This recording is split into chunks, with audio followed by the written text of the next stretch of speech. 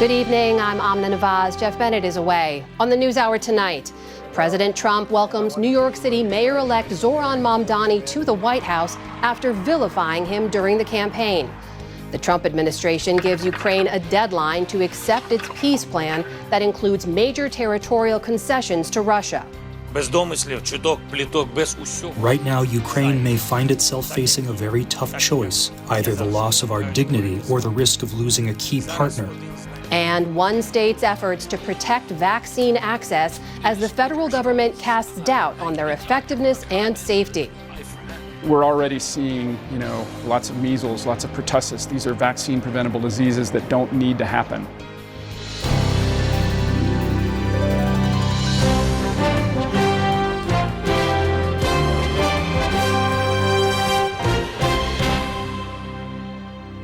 Major funding for the PBS NewsHour has been provided by friends of the NewsHour, including Jim and Nancy Bildner and the Robert and Virginia Schiller Foundation, the Judy and Peter Bloom Kovler Foundation, upholding freedom by strengthening democracies at home and abroad.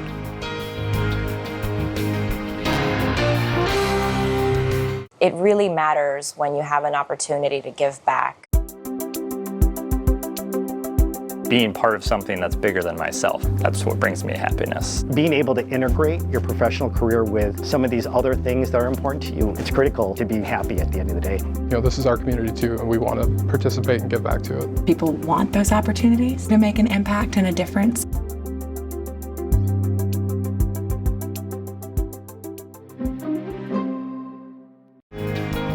And with the ongoing support of these individuals and institutions.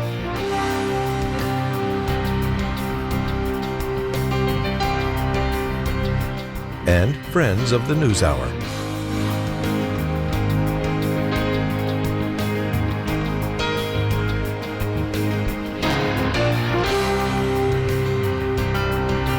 This program was made possible by the contributions to your PBS station from viewers like you. Thank you. Welcome to the NewsHour. President Donald Trump and the future mayor of New York City, Zohran Mamdani, met today at the White House after months of trading insults.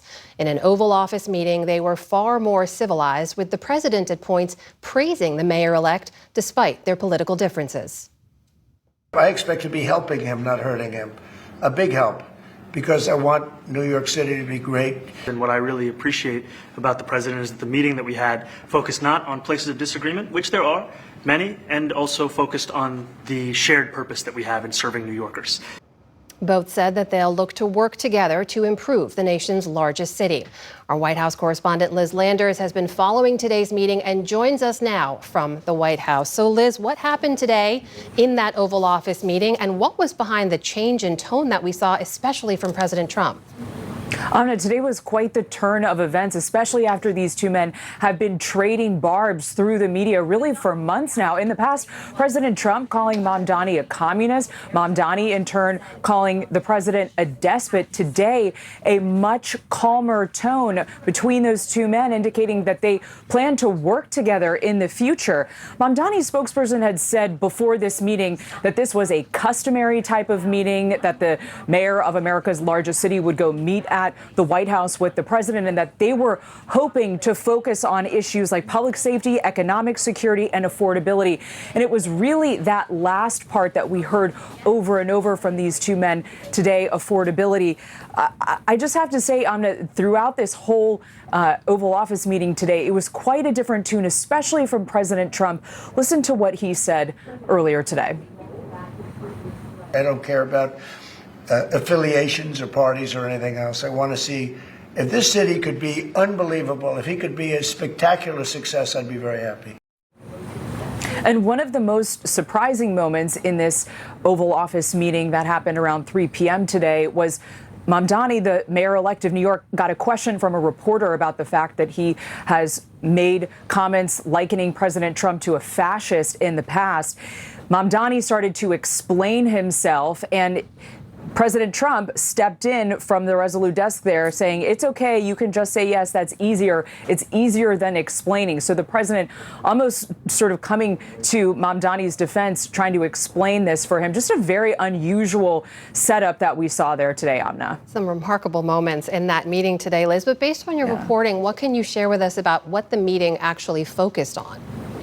This largely focused on this issue of affordability. And we've heard President Trump talk about this now in the last few weeks. I think after those special elections at the beginning of the month, where a lot of voters voted in the ballot box and said that economic issues, affordability, is their top issue right now. We heard that repeatedly throughout this meeting. President Trump saying that he hopes to work with Mamdani about lowering the cost of rent in New York City, building additional housing units there as well. They also talked about getting Con Edison, that's the energy provider in New York City, getting those prices down too. And Mamdani echoing this as well. When we spoke to those voters who voted for President Trump, we heard them speak about cost of living. We focused on that same cost of living, and that's where I am really looking forward to delivering for New Yorkers in partnership with the president on the affordability agenda. Now, President Trump in the last few weeks has threatened to withhold federal funding for New York City for projects like infrastructure projects, public safety, hospitals, et cetera. There's all kinds of federal funding that goes to various cities. Today, though, he seemed to back off that a little bit. He was asked about that threat in particular, and he said, look, I don't want to send money to New York if it's being used in ways that I don't agree with. But he said that after today that he didn't think that that was going to happen, Amna. Liz, as you reported, they both indicated they'd like to work together moving forward. Any takeaways from the meeting about what that looks like? Well, they were asked if they would have future meetings, and President Trump said that he certainly hopes so. Look, the president recognized that there are topics and areas that they will disagree on, but he even went so far today as to say, when asked by reporters, that he would feel comfortable living in Mamdani's New York City under his leadership after this meeting today. But Amna, one more thing to add when we're looking ahead to the midterm elections next year in 2026, it will be very difficult for Republicans to tie the entire Democratic Party to Zohran Mamdani's policies when we see today that President Trump agreed with much of what Mamdani was talking about, and many of these policies they seem to find common ground on. Amna. All right, that's our White House correspondent Liz Landers leading our coverage tonight. Liz, thank you.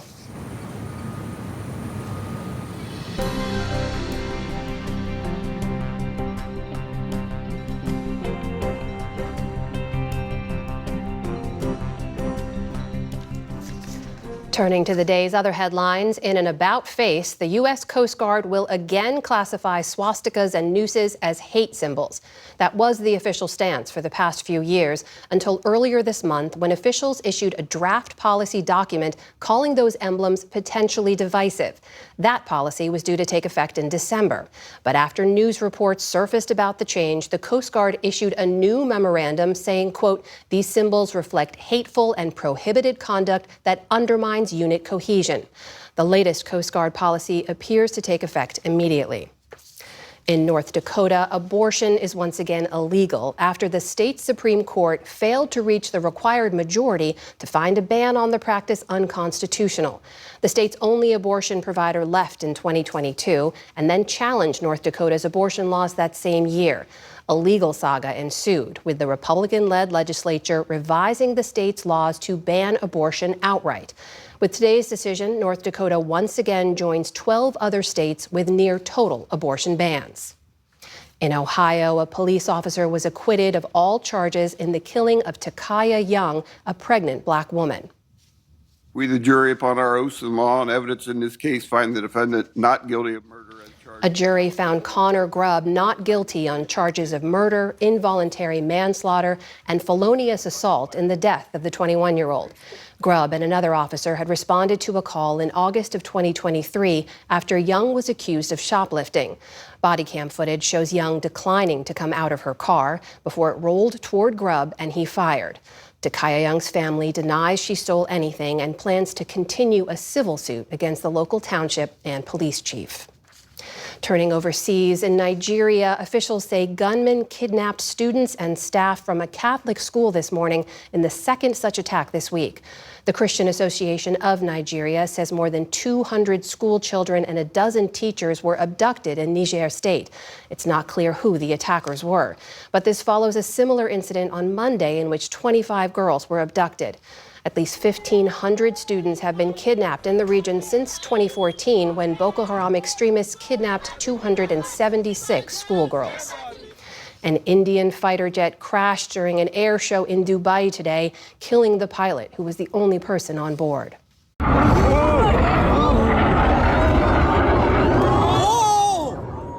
Spectators captured the moment the plane plummeted to the ground and burst into a giant fireball.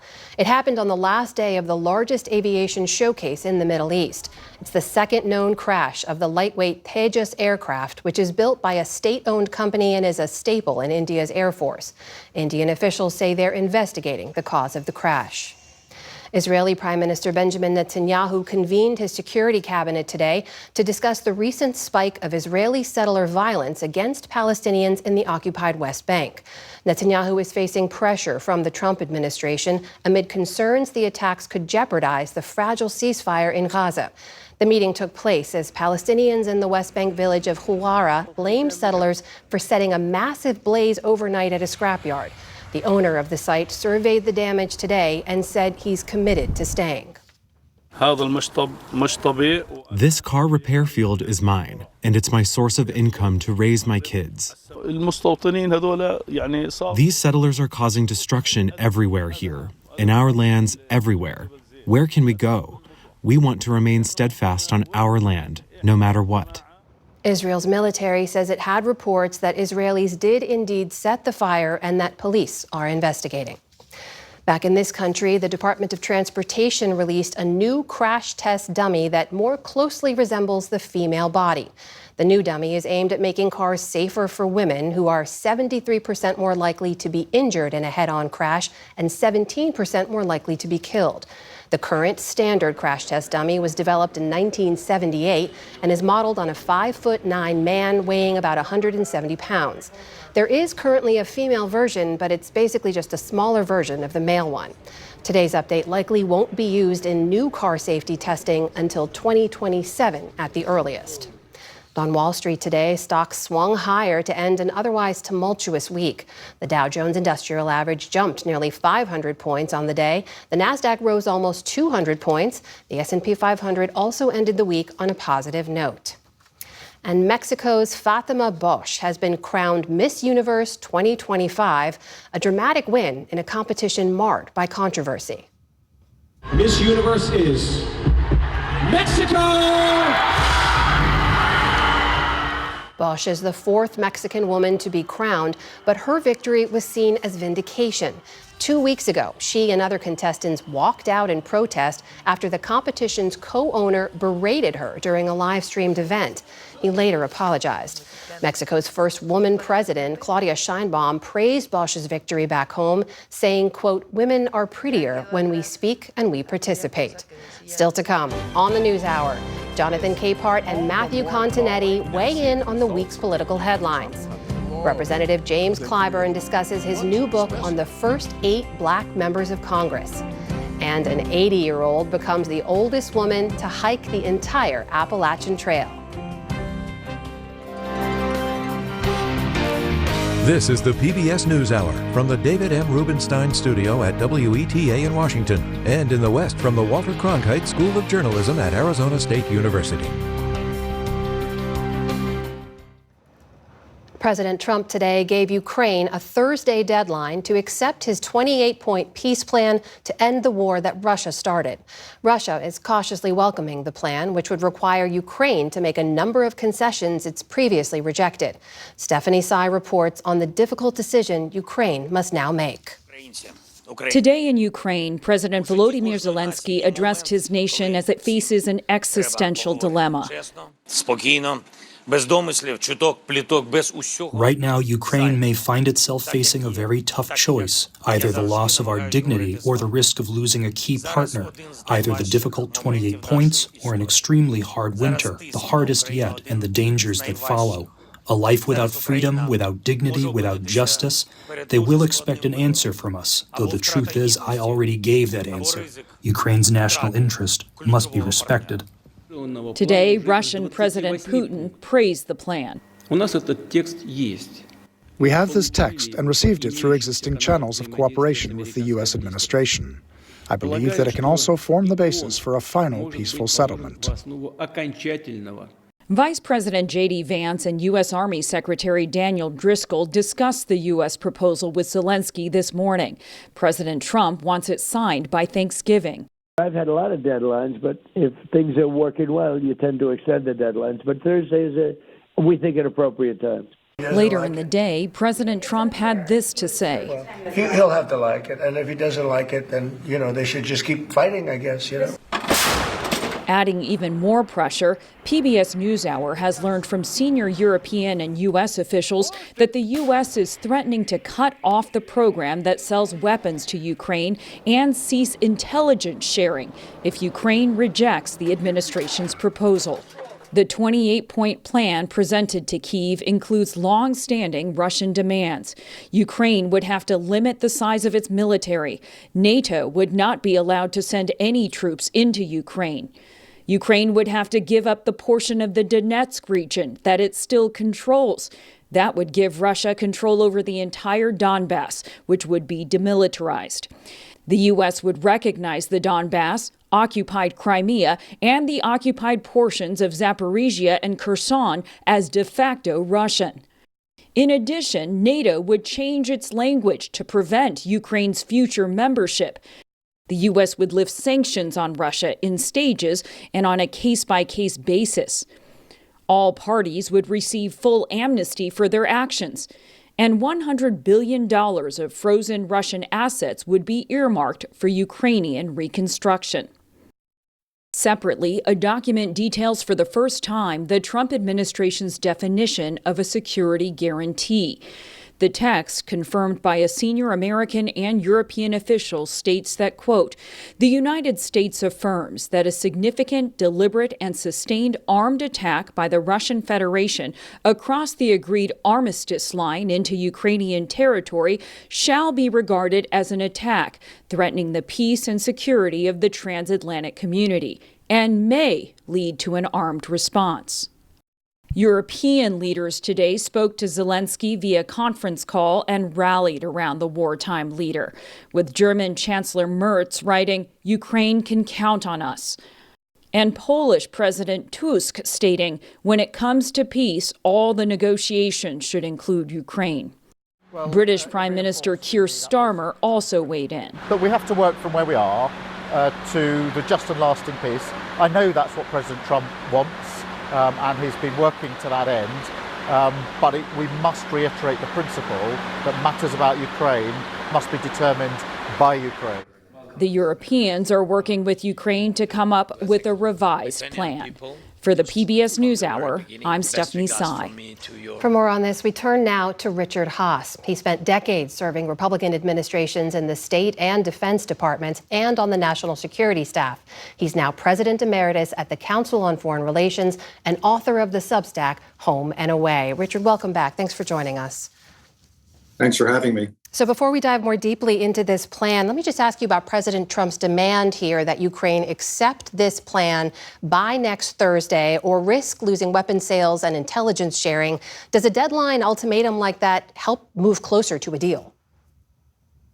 It actually works against it because it raises questions about whether the United States is really on Ukraine's side. Let me give you a parallel. Imagine if President Trump had gone to Israeli Prime Minister Netanyahu and said, look, you've got a week to accept the Palestinian state. Here are the borders. You've got to withdraw from these settlements. You have to accept the sharing of Jerusalem. And so many Palestinian refugees have to come back to the Palestinian state. And if you don't agree to that, we're going to cut off American aid for Israel. Obviously, the reaction to that would be incredibly negative and strong. That, in some ways, is what we're seeing with Ukraine. The United States is making really big, fundamental, even existential demands and is giving Ukraine a kind of 1 week take or leave it offer.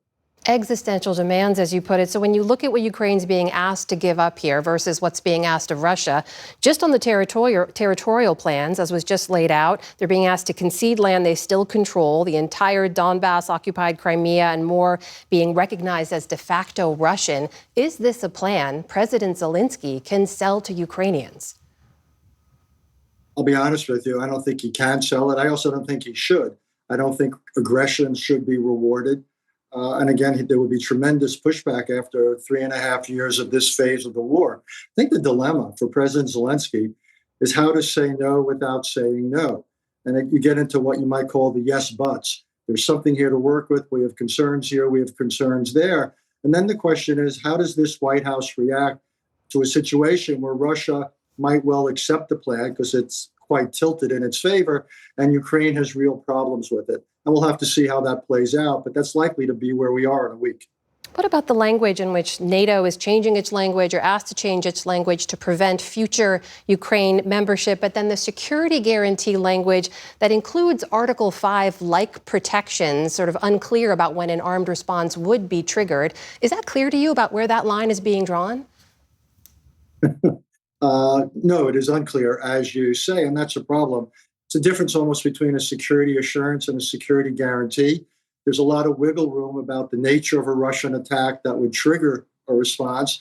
And then there's further questioning about what would be the extent or nature of the response. And what's so critical about that, Hiram, is this proposal would put all sorts of limits on Ukraine's ability to take care of its own defense. Essentially would have to trust the United States to be there for it.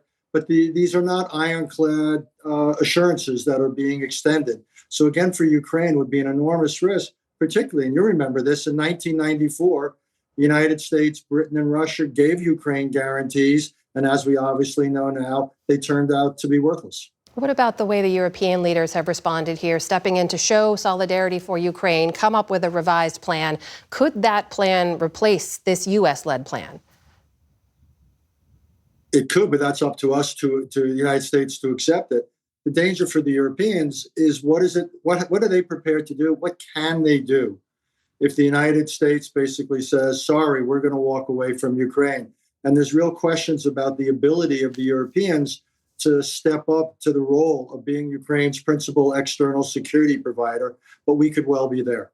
In the minute or so we have left, I want to pull from your years of experience. When you step back and look at the way this process has played out, the way the U.S. has led this negotiation, what do you take away from that? It's inconsistent with my experience. Normally you negotiate and you work out through consultations a plan with your friends, and then you present it to your adversaries. This was done the other way around. So you have both the process and the content working against Ukraine. Plus, there's the added thing that a big motive for the administration seems to be to put Ukraine on the back burner and to focus on using this to bring about a new era of U.S.-Russian relations. So again, Ukraine is essentially losing out here. Richard Haass, always good to speak with you. Thank you so much for making the time to join us. Thank you.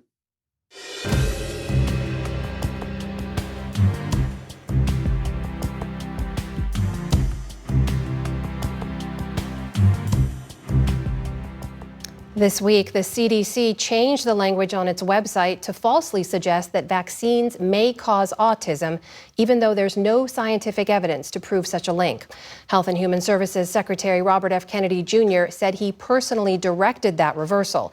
It's just the latest in a series of changes to federal vaccine guidance and policy since Kennedy took office.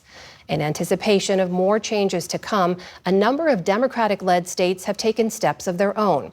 They're trying to protect access to vaccines and to push back on misinformation. William Brangham reports from one of those states, Colorado.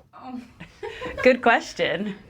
At Every Child Pediatrics, just outside Denver, Natalie and Melissa Barba braved their way through flu and COVID shots. Okay. It's going to be okay, I promise. Okay, relax. I'm sorry. Their mom, Sandra, has been vaccinating her kids here for years. So when she hears misinformation swirling around vaccines, she knows where to turn. I just come to my doctor and talk to her about it. Like, do you feel this is true? And then she just tells me like a little bit of the statistics, and I feel more comfortable and I trust her. So over time, that difference can get worse. Her pediatrician is Dr. Sophia Maharana. This practice serves lots of patients who are uninsured or on Medicaid. Recently, she's noticed a shift in some of her patients' views about vaccines. I had a patient come in for her 6-month appointment, I think, and the mom decided that she didn't want to vaccinate. She'd vaccinated all her older children. I've known this family for years. And when I asked her why, she said, I don't know. I just don't know. I'm worried. Well, what are you worried about? What can we talk about? And she really couldn't define her fear. So the COVID booster is a vaccine to help you decrease your chance of getting COVID. It feels like there is a boulder to overcome of misinformation that has somehow rooted itself in our communities. And while we have an army of pediatric care providers, public health professionals, pharmacists, nurses, and families who are willing to go over that boulder and figure it out, you don't know how big it is or how deep it is or how it's rooted. Part of the problem, Maharana says, is the federal government, where longtime vaccine skeptic Robert F. Kennedy Jr. now leads the Department of Health and Human Services. In May, Secretary Kennedy said the CDC was no longer recommending COVID shots for healthy kids or pregnant women. In June, he fired all 17 members of the CDC's Vaccine Advisory Panel, known as ACIP. Several of his replacements on that panel have held anti-vaccine views. In August, Kennedy said the government was winding down $500 million in research contracts to develop new mRNA vaccines, like for bird flu and other viruses. And now, ACIP is reportedly considering changes to the childhood vaccine schedule. Amidst all of this, policymakers, doctors, and academics here in Colorado are trying to increase access to vaccines, as well as push back on misinformation, including some that is coming straight from the federal government. I think both in the same arms probably. Colorado's governor, Democrat Jared Polis, has been a key player in some of those efforts. He signed a law that allows the state to consider sources besides the CDC when setting requirements for the vaccines kids need to attend school. Another new law ensures state-regulated insurance plans cover the cost of some vaccines, regardless of what the CDC does. And Colorado's chief medical officer issued a standing order allowing pharmacists to administer COVID vaccines without a prescription. I think it's really about trusted messengers. It's about data and science. It's also about ease of access. And that's one of the reasons we try to make it as easy as possible to get COVID, flu vaccines at your local grocery store, your local pharmacy. So anything we can do to make it easier and get good information in front of people to make the best decisions for them and their families, that's exactly what we're trying to do. But Polis has also faced some criticism when it comes to vaccines. Last November, he praised Trump's pick of RFK Jr. as health secretary. Do you still stand by that? Do you still think that he is the right person at this moment? Well, I don't think he's who the person I supported for president would have appointed, but he's better than having a pharmaceutical executive in there like President Trump's prior Director of Human Services. I disagree to the extent that he casts aspersions on vaccines or does anything to put data in front of people that isn't true or is misleading. Polis had said he supported Kennedy's nomination in part because he, quote, helped us defeat vaccine mandates in Colorado in 2019. I think mandates are counterproductive because what you have here is if somebody refuses, what does that mean again? Their kid's not going to be able to go to school? Then you're doubly penalizing that kid. We want to welcome everybody. We don't want to hold the kids responsible for the decisions, good or bad, of the parents. But like much of the country, since COVID, Colorado has seen rates decline slightly for childhood vaccines against measles, polio, and whooping cough. Last year, it ranked among the bottom 10 states for kindergartners who'd been given those vaccines. A lot of the gaps in coverage are not because parents are refusing, it's because they don't have really good access. Dr. Sean O'Leary is a pediatrician and professor at the University of Colorado School of Medicine. He also serves as a liaison from the American Academy of Pediatrics to that federal vaccine panel, ACIP. He says the way vaccine policy is being debated today is dangerously off course. It is so far off the rails. What's going on at these meetings is chaotic, And it is clear that these people should not be making decisions about the health care of Americans. It is just beyond the pale. One spray on one side. O'Leary is also leading a statewide group of experts, providers, and community leaders called Colorado Chooses Vaccines. It'll monitor changes coming from Washington, press for new policies at the state level, and launch statewide campaigns to bust vaccine myths. We're already seeing, lots of measles, lots of pertussis. These are vaccine-preventable diseases that don't need to happen. My fear is that we're only going to see more and more of that. I don't see RFK Jr. trying to stop vaccines. I just see him trying to improve their safety. Aviva Wordkin is a naturopathic doctor near Denver. She co-founded the Colorado chapter of Children's Health Defense, the anti-vaccine organization that RFK Jr. used to lead. If the state of Colorado is saying, we are getting a lot of what we believe is to be bad information coming out of the administration, and we want to do educational programs, increasing access to vaccines, because we believe, as most medical institutions in the country do, that vaccines are safe and helpful and save lives, you think that that's an ill-advised effort? I think it's an unnecessary effort to some degree. I certainly believe a lot in public education and outreach, but it seems to me that this effort is being motivated by convenience over safety. You ready, Fred? There is a growing concern that people seem to share that what's coming out of the administration will mean that they will have less access to vaccines that they want. Do you think that that's a legitimate concern?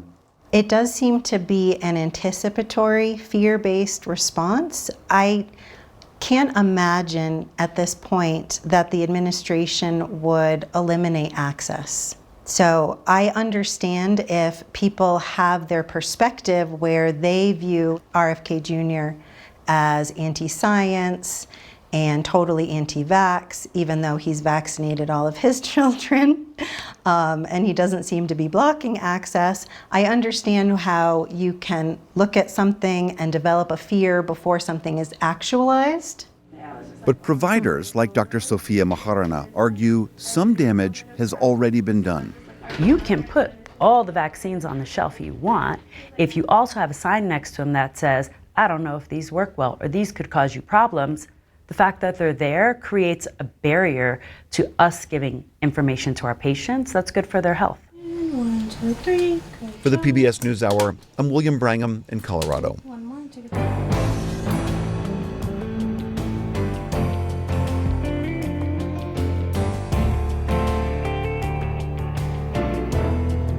Well, as President Trump plays nice with one Democrat in the Oval Office, he's called 6 others traitors and said the social media video that they posted could be punishable by death.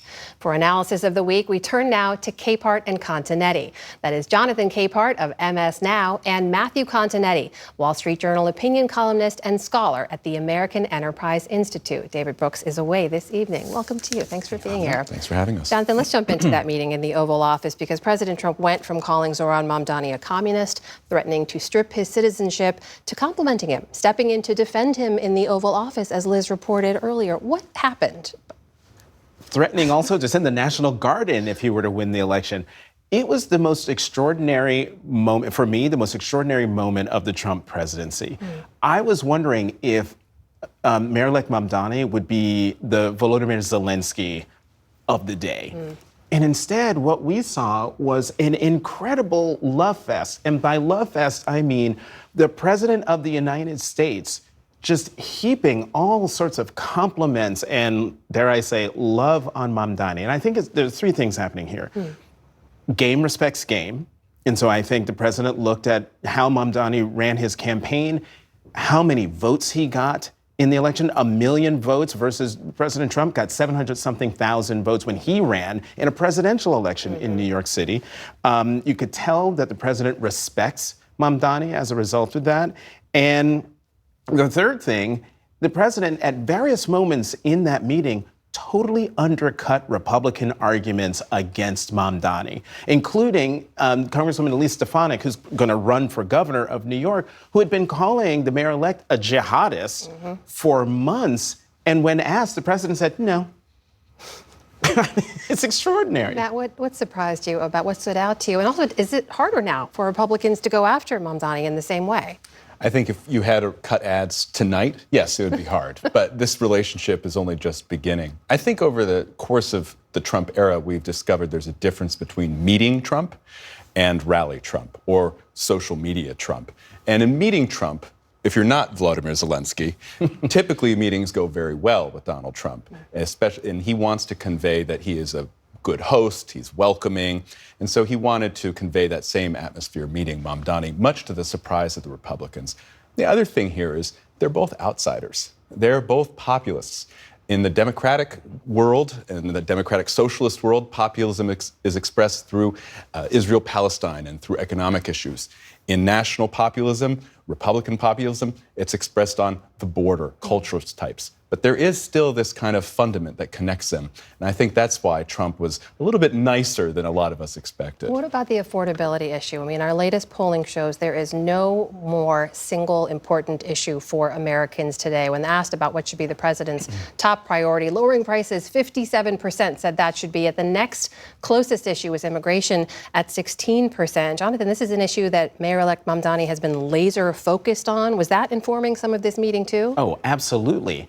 Absolutely. I mean, the president's been talking about, quote unquote, the affordability issue, this new issue that's out there. No, that is why Democrats won elections up and down the ballot around the country, particularly governor in New Jersey, Virginia, and obviously Mayor-elect Mamdani in New York City. And so, again, for the president to tie himself to Mr. Affordability, Zohran Mamdani, I think the mayor-elect got more out of this. I'm sorry, the president got a whole lot more out of this meeting, I think, from his point of view, than the mayor-elect did. I mean, affordability elected Mamdani, but it also elected Donald Trump last year. Inflation was one of the #1 issues that got Donald Trump the popular vote for the first time in 20 years for a Republican. The issue is, how are you going to get to affordability? And I think that's where the two politicians diverge. Mamdani wants to have more government-controlled solutions, more price controls. Donald Trump, with that big asterisk of tariffs, is usually about deregulation, tax cuts, more supply. We're going to have an experiment, which means reach that affordability end quicker. I also want to ask you about this week, a remarkable video we saw from 6 Democratic lawmakers, all of whom have national security and defense backgrounds, urging military members to disobey unlawful orders. Take a listen. Right now, the threats to our Constitution aren't just coming from abroad, but from right here at home. Our laws are clear. You can refuse illegal orders. You can refuse illegal orders. You must refuse illegal orders. No one has to carry out orders that violate the law or our Constitution.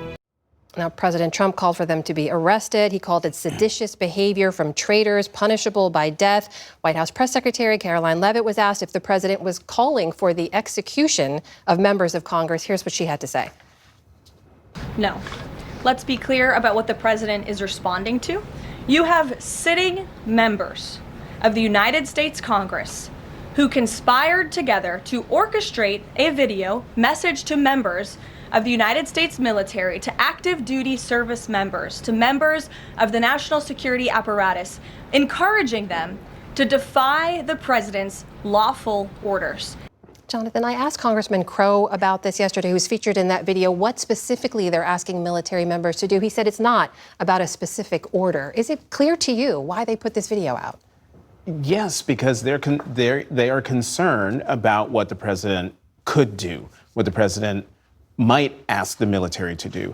And it's not a stretch when you see that, judges have issued rulings telling the president and the administration to do things or not do things, and the administration openly defying the courts. So it's not unreasonable for members of Congress who have served in the military to have concern about how that might reach its way into the Pentagon. And, I'm glad you played that clip from the White House press secretary, because right there in her answer, you see the disingenuousness. The members of that video, they said unlawful orders. And what the press secretary said, they're asking them to defy lawful orders. That is not what the members of Congress were asking service members to do. And one other thing, I was talking to Senator Ruben Gallego yesterday, and he made the point, what those members of Congress are doing was nothing more than is what's in the training that service members get. They are just reiterating what they get in training. There's nothing extraordinary about what they said. I want to ask for your response to the video, but also to put to you that Senator Slotkin, who's in that video, said she and other members of the video have gotten close to 1,000 threats since it was posted. Congressman Crow posted some of the threats he's been receiving, calling for his family to be killed. It's chilling stuff, but how dangerous is the president's rhetoric on this? I think a lot of the rhetoric has been very dangerous. I think both sides here have been not covering themselves in glory. On the one hand, you're calling the president a fascist, a dictator in training, someone who's going to issue unlawful orders, even though they can't name a single unlawful order that the president has given. And then, of course, you have the president himself calling this sedition, treason, punishable by death. If we want to lower the temperature, it will take responsibility on every party. But what has struck me about this is how it's a partisan split screen. Both parties are playing to their bases here.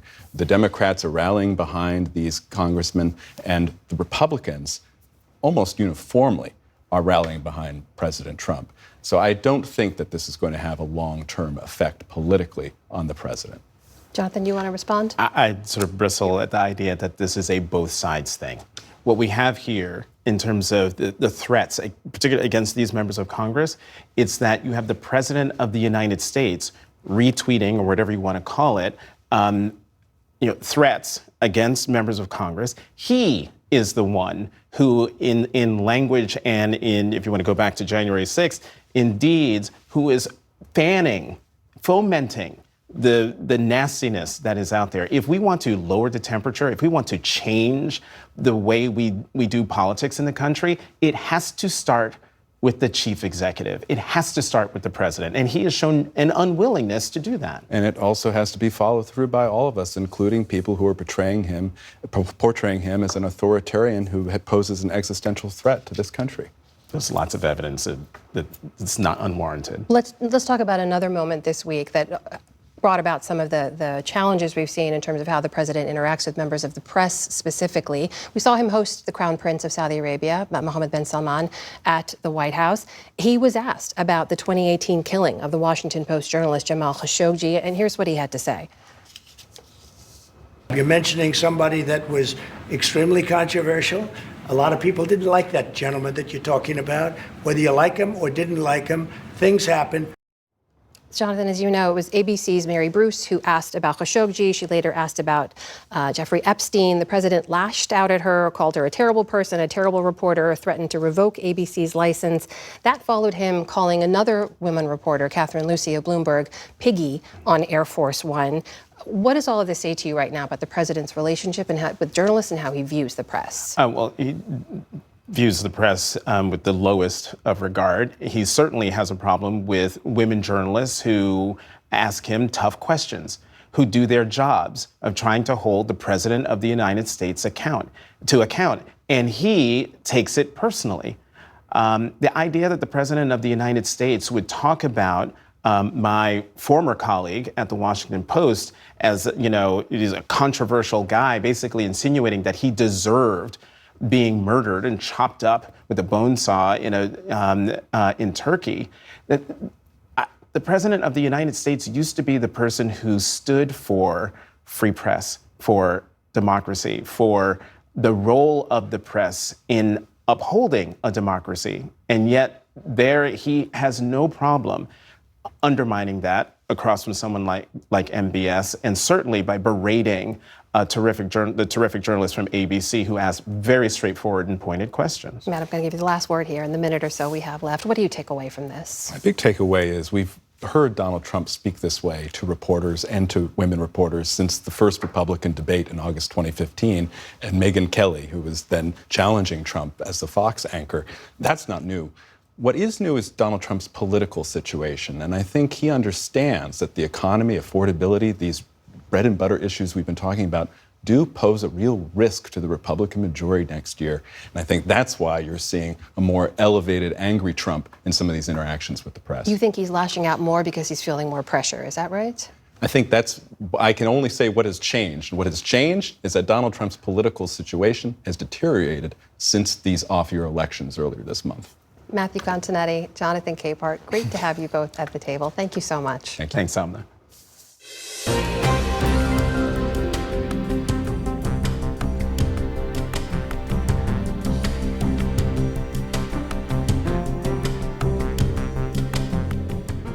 Congressman James Clyburn has spent more than 3 decades in Congress, and in his new book, he turns his attention to the trailblazing black men who were the first to walk those halls. Jeff Bennett recently sat down with the congressman to learn more. They were the first 8 black members of Congress elected during Reconstruction, when American democracy was being rebuilt after the Civil War. Their presence was revolutionary, their power was short-lived, and their stories were nearly erased. In his new book, The First 8, Clyburn restores their legacy and draws a straight line from their struggle to today's fight over voting rights, representation, and democracy itself. Congressman James Clyburn joins us now. Thanks for being here. Thank you very much for having me. You say that when people would visit your office and see portraits of the First 8 on your conference room wall, people were often surprised because they assumed that you were the first black South Carolinian elected to Congress. Was that the catalyst for writing this book? It was. And I had just finished just released my memoir. And so one particular episode led me to open a conversation with my staff. And I said to them, my next book is going to be about those 8 people. And I started writing it just to inform about their existence and what happened during their service. And then the election of 2020 came. And the aftermath of that election led me to start over and rewrite the book, to me, a little more instructive rather than just informative. Reconstruction, to me, is among the most fascinating chapters of American history. For folks who were less familiar with that time period, what about that moment allowed these men to be elected and serve? Well, when Reconstruction came, after the Emancipation Proclamation of that became effective, the second one became effective in 1863, well, we had to redo the government. In South Carolina, of course, they had to come up with a new constitution, which was done in 1868. And because South Carolina had been at the center of the slave trade as it relates to the United States of America, South Carolina became the only state ever to be majority black. And as a result, when the new government came, 2/3 of the South Carolina House of Representatives was black. And at one point in its history, we had 5 Congress people, 4 of them were black. And so these people shaped the state.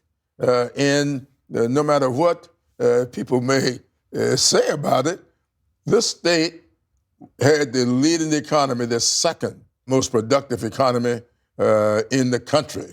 And they did everything they possibly could to restore, or I use the word throughout the book, to redeem the South.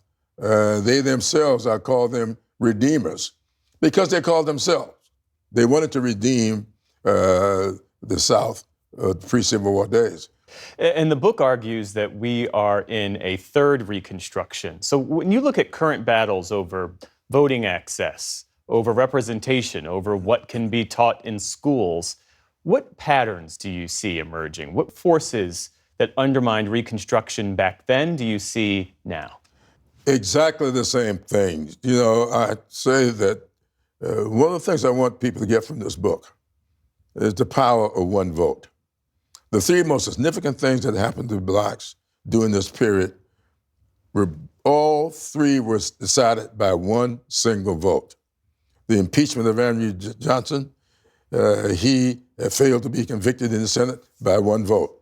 The committee that recommended to the House of Representatives that they give the 20 disputed votes to Rutherford B. Hayes, who then was able to get elected president by one vote, 185 to 184 in the Electoral College. That committee was a 15-member committee, and they voted 8-7, one vote, to give those votes to Rutherford B. Hayes. So Reconstruction came to an end by one vote. And then Jim Crow came about as a result of that 185 to 184. Jim Crow began by one vote. And so I hope people will get from this the power of a single vote. And if you see what is now taking place in this country, a Supreme Court that I think is run amok, undoing the Civil Rights Act of 64, undoing the Voting Rights Act of 65. Of course, the Supreme Court is doing more with the Voting Rights Act. It's the Congress and the presidency that seem to be undoing this Civil Rights Act of 64. We're in this moment right now where President Trump is faced with sagging approval numbers. There's all of this fallout surrounding the Epstein files. There's public fatigue over the high cost of living. Do Democrats, in your view, have real leverage in this moment? And if so, how do you maintain it? Well, you got to stay vigilant. If you look at historically, Democrats seem to think that once you win an election, you sit back and wait on the results to come. That's not the way you do it. Once you win an election, you build upon that win. You keep the win, that W-I-N-D, into the sails. And that is what it will take to sustain. Yeah, I saw numbers this morning that on the generic polling, Democrats are up by 14 points. I've never seen it that high before. That was a PBS NPR Marist poll. Yes, congratulations for being what I feel to be accurate. But the fact of the matter is, how do you maintain that? If it go up, it can go down. In fact, there's an old saying, what goes up must come down. So it's going to come down. So the question is whether or not we are going to prepare ourselves to keep the wind in our sails. We'll just have to wait and see. Congressman Jim Clyburn, the book is The First Eight, a personal history of the pioneering black congressman who shaped a nation. Thanks for coming in. Always good to see you. Well, thank you very much for having me.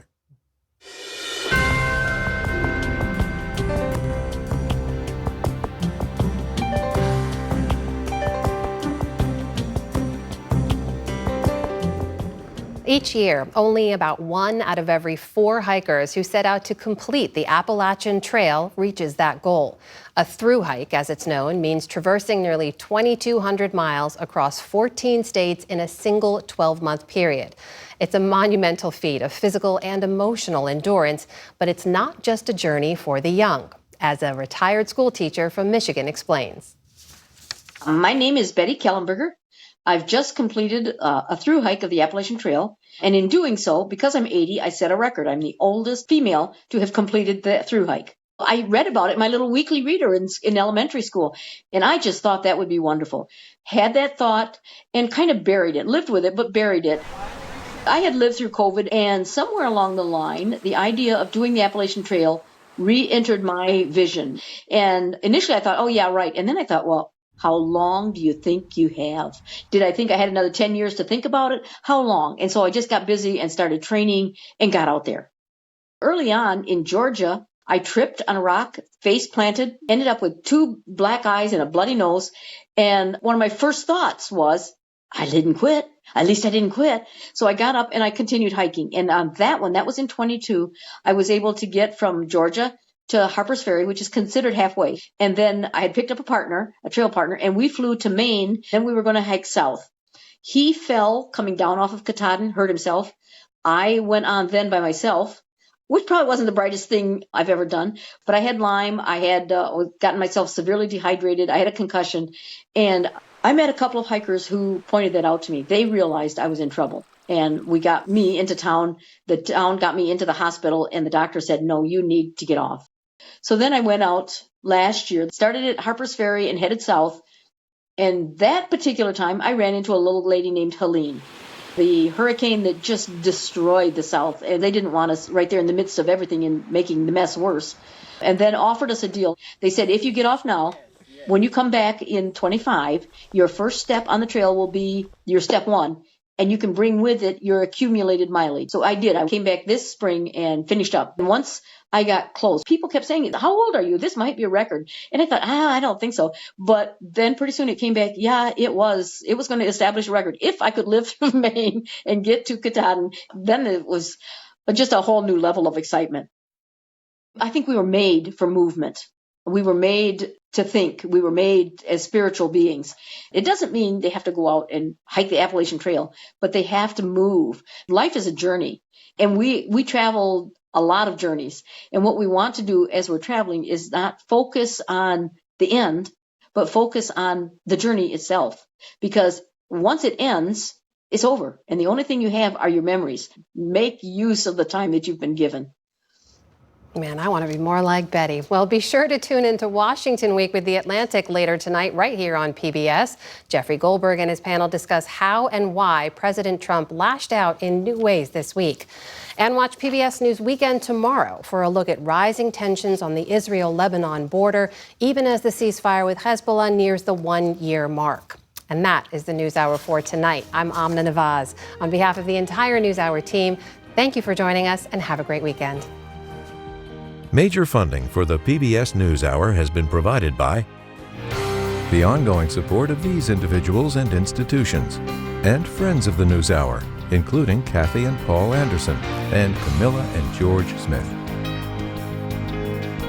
The Walton Family Foundation, working for solutions to protect water during climate change so people and nature can thrive together. The William and Flora Hewlett Foundation, for more than 50 years advancing ideas and supporting institutions to promote a better world at hewlett.org.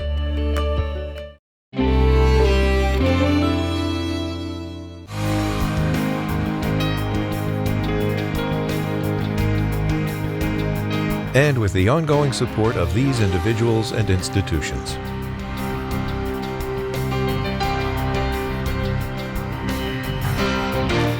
And friends of the NewsHour.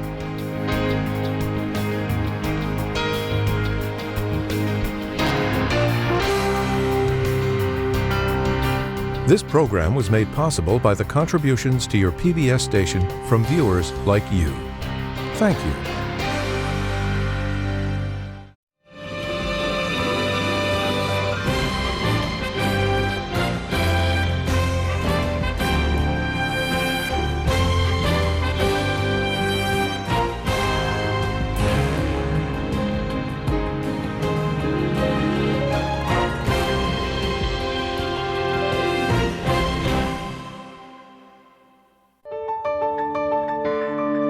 You're watching PBS.